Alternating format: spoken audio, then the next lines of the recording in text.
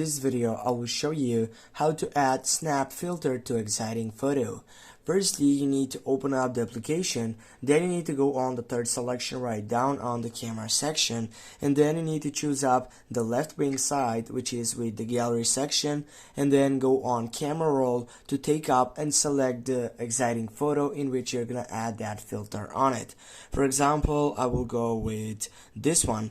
And now if you want to take over that selection, click right down on the first selection, and then you can try to side and edit this photo. Now go on that side here to take over that selection. Simply go up right here and you can add whatever you want into that file section. For example, you can add this side, and also if you scroll on your right side, you can choose up many different waves to take over a new filter side on your photo.